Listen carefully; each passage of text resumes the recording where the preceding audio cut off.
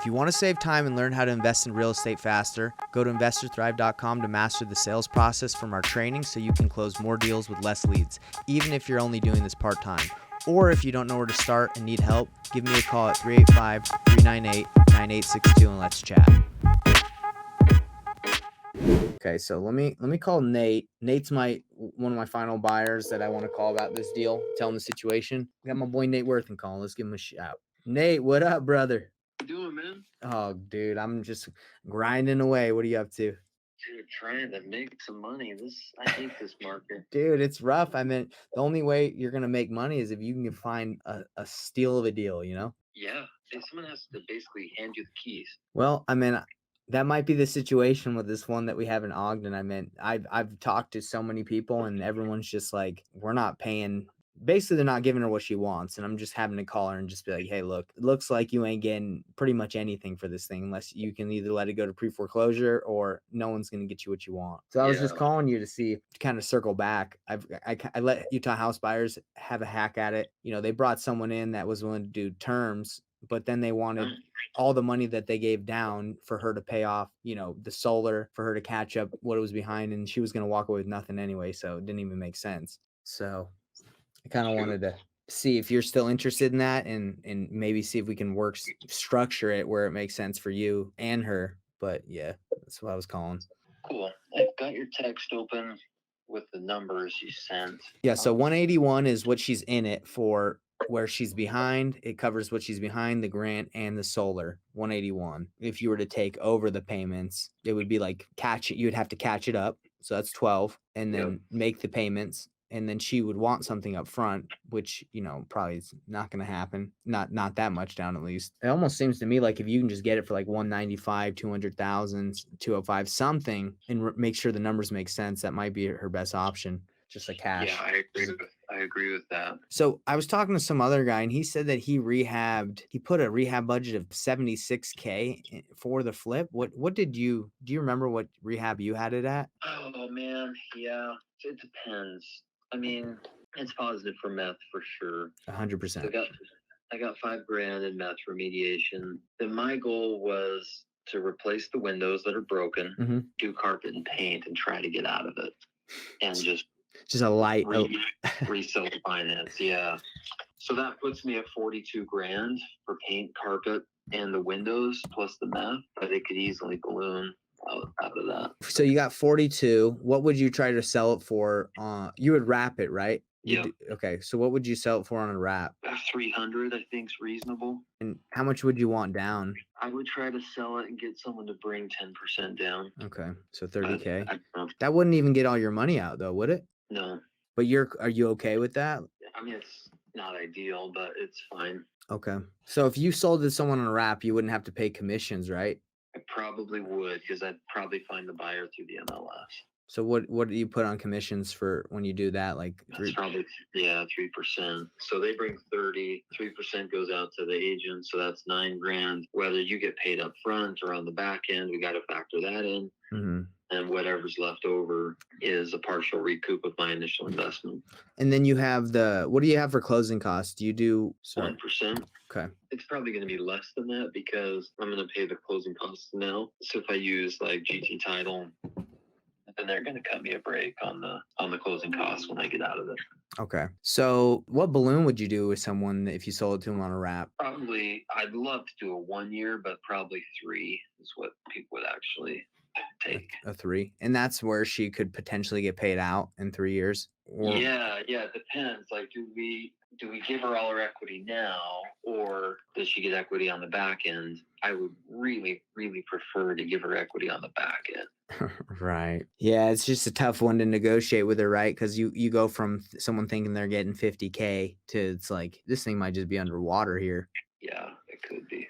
So, and their mortgage payment is $889. That's great. That's the only thing that makes this deal work, right? Right. So what would the purchase price be where that would make sense for you? Because I'm looking at the numbers. So if you bought it for me at 200, we looked at these numbers. I might be doing it wrong, but it says $35,000 profit potentially. It's over time, and you'd cash flow as well. Yeah, and that's what I'm living for is the positive cash flow every month. So the 42 is did you include her catching it up? No, Okay, so that's not even including it's catching. just straight rehab. Okay, so we'd have to throw that in there as well, right? Yeah, in terms of cash up front, right? Yeah, it's not very juicy once you catch it. And then the solar, you'd also have to pay that off too, right? Unless you maybe it's assumable, so maybe the person you wrap it to could assume it. I don't know if that makes sense though. What I want to try to do is keep it in the seller's name, Mhm. but we'll make the payments. And then when I wrap it, the new buyer will still make the payments. So we're all making payments against the solar. No one's paying it off. That's what I'd like to do. If she insists that we pay it off, we can do that. But Well, yeah, there's no insisting to pay it off. Like that's not going to happen because there's not there's not a lot of leverage here. I mean, I think she might come to the point where she's like, I'm about to let this mug go. Let it go, let it go. Yeah, bro.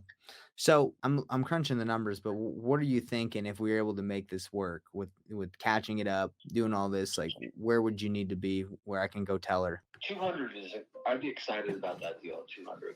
Okay. I guess the problem even at 200 is she wouldn't really get anything up front, right? No, she really wouldn't.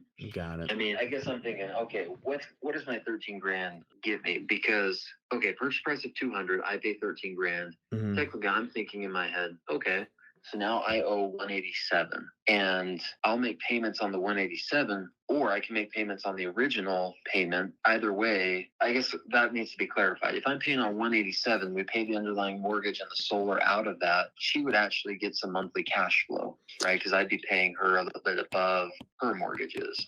Right. Or I just pay the loans direct, and whatever the difference is between her mortgage stuff and what I owe her is basically a 0% loan, and she gets paid off when I sell the house. Yeah, that was my thought. I wasn't thinking you were going to be paying off of the 187, right? I was Okay. considering you paying, catching it up, taking over the mortgage payment of 889, and then, hopefully just the solar stays in place and the person you wrap it to can take over it, and then the grant will go away within the 3 years of you having it, wrapped to someone else. Yeah. I've come to the point where I'm like, dude, I just want to help this lady because she's about to lose this mug. How are you going to get paid, though? Dude, sometimes I don't even really care if I get paid. No. I know I should get paid, but part of me's like, you need to get paid on this for so many reasons, so we don't need to get into. But yeah. I just don't want to get defeated, Like I don't want to be like, oh, dude, I couldn't figure something out because I know there's something we can figure out. There has to be. Do you know what the solar payment is? It's 9167 for the solar payment, and it's Wow. it's a 30 year though. That's fine. I don't really care what the balance is. Dude, to be real, I mean, I think solar, if you don't have the money to pay it, like you're screwed. Like that thing is it's a lien on your house. It's you ain't getting away from it. Yep, you're exactly right. I'm in for 200. Okay. But I'd rather not pay her anything. Now, if we gotta pay her something, Mhm. 200. I mean, I could pay her 3 grand. I'm sure she'll love that, brother. I mean, it's something, right? Yeah. She's hoping for 50. Now I'm like, how's a slick 3K for you? 50, jeez. Oh my gosh, bro. Does she understand the concept of like if we default, she gets the house back? And yes, but I don't even think that's a consideration right now. I just think she ain't even thinking that far ahead, right? Yeah.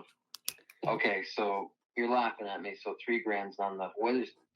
No one's giving. I'm not laughing at you. I'm laughing at the situation of like, she was at like 50K and now, I'm about to call her and say, how's 3K? All right. That's what we live for though, right? That's what we do. Yeah. Okay. All right, hold on. Let me look at one thing here. Okay. Before I start committing myself to. Yeah, man, I want you to feel super solid about this. No, it's not. The trick on this is the free money, right? It's the debt at 2.99%. That's the way. Yeah. I thought the play would be like a rental, but it doesn't make sense as a rental because there's just way too much money you have to put in to rent something out to make like $600 a month. Yeah. It's a nice backup if you can't sell it. Right. Okay, let's see. I'm just looking to see what the cheapest MFR in Ogden is. Damn, dude. What is it? The one on here for $190. Oh no. sucks. I was hoping to be the cheapest house on the market. And This well, house. well, that one at 190, what is it, like 500 square feet or what? Yes, it is. Okay. That's good. Okay, so Yeah. here's some more for 190 for 1,100 square feet. Bro, this is funny. Hey man, the market's shifting. It's real. It's real.